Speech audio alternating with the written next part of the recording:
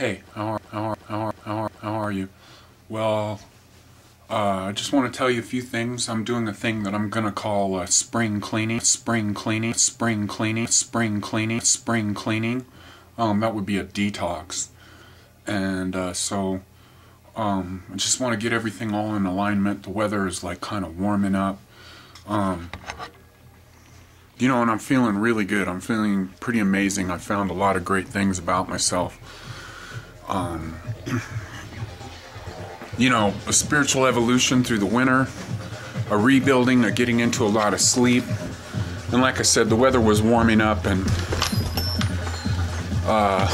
then all of a sudden we got hit with some pretty serious, some of this stuff. You know, the weather went from being like 85 like a week ago, or 80 something, and then it plunged right back down in with some really unstable weather. So hey, so this is what I'm doing right now. My friend Josh was hanging out with me on Sunday, and he's probably my only kindred soul that I feel up here where I live. As I said, not that I have a problem with it, but my community is very sort of family oriented and kind of a lot of fundamentalist Christians, a lot of people, just nobody to associate with. So my friend Josh was hanging out, and I'm sure you all know I have like a ton of crap. Some of the stuff I don't, you know, it gets to the back of the shelf and whatever. And so he pulled out this bag that I got from when I was I was like, oh wow, that's Asiac tea. I go, I've been wanting to detox. I'm gonna put that into my tea. So you guys know I keep this big lobster pot full of tea, so I put a whole bag of Asiac tea in there. And you know, just in case you don't know, Asiac tea is like, it's pretty amazing for detox. I'll tell you what's in there. Let me find my book, because I did some research on it. It's in my backpack right here.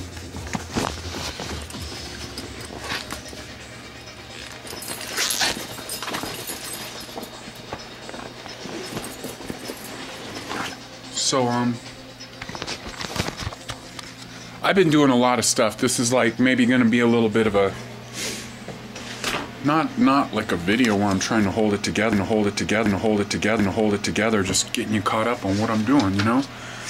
And I don't care anyways, because I'm not trying to teach anything. This is my my mirror, where you know, I've gone back and looked at myself and stuff like that. And anyways, there's Asiac tea right there. That's the basic thing. BR. That's burdock root at a 25-to-1, sheep sorrel at 15-to-1, Turkish rhubarb root at 1-to-1, and slippery elm bark. So like I said, the BR, that's burdock root. So if you don't know how to do that herb proportions, you start out with the one that's one part. So you could start out with 1 ounce or ½ ounce or whatever with the 1 part one, and then you just multiply all those other ratios there. So that's your basic Asiac tea. So I was doing a search on the internet, and I found this other one here, the 8 herb one, which adds on blessed thistle, kelp, red clover, and watercress. I've been detoxing big time, so I'm coughing up stuff and whatnot. It's amazing, because I'm sure we all pay attention to how much we sit on the toilet, and I guess it's usually only vegetarians and people that are, you know, sort of health conscious that pay attention to what comes out of their rear end. Shit, you know? And so what's amazing to me is that, wow, when I first started taking this Asiac tea, and that's ESSIAC, and the recipe's been around for a long time. It was created by I don't know her background. I think it's Renee Kaziak or something. And so the first night I took it, I was like, I usually don't crap at night. It all goes in the morning, and supposedly you're supposed to, if you're doing a good job, you know, you're supposed to have a bowel movement, shit, whatever you want to call it. You know, I'm a little crass here, so I don't care what I call it. But you want to go one for every meal you have. And so anyways, I just noticed right away that it was just like starting to come out of me like crazy, and sometimes diarrhea, sometimes kind of solid, you know. So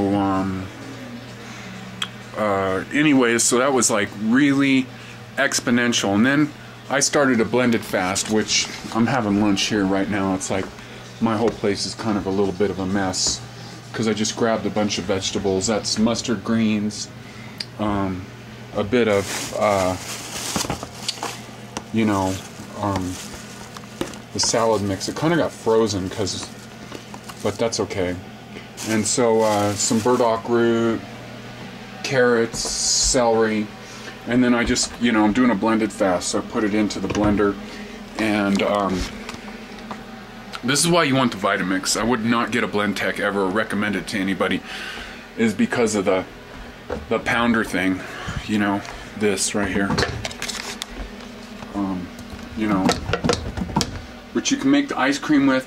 And the great thing, even better than the ice cream, is when you do these blended fasts, because with the regular blender you got to put liquid in there to get it to turn over. So with doing a blended fast, you can make it a lot thicker and richer and feel like you're getting food, like you're not having just a savory smoothie. And I don't do the quote-unquote sort of smoothies, you know, that a lot of people do, you know, with the fruit and all that. That's not even body ecology diet. So basically with the blended fast and the detox, what I'm calling my spring cleaning, I'm gonna do the Asiac tea, probably take a break from it for a little while, and then get those ingredients again. And well, I'll just probably in my regular teas that I do, I'll just like let that, I just put a whole bag of Asiac tea in there, and it's like, I don't know, maybe you shouldn't do that like I did. I think maybe I'm a little cleaner than the average person because I'm always taking lots of probiotics and stuff like that. And so you know, I'm probably gonna like well, you know, my teapot is like, I just leave, like, see all that in there? I just leave like piles of hold on, I can't see. This is a rough video. I'm not even gonna edit. I'm gonna edit this. I don't even care anymore what people think of me. What people think of me. What people think of me. There's like 5 inches of herbs in there, so I don't really ever clean this pot out. I do when it gets to be about halfway full. But and so the other thing I'm doing here is whoops, it got inside there.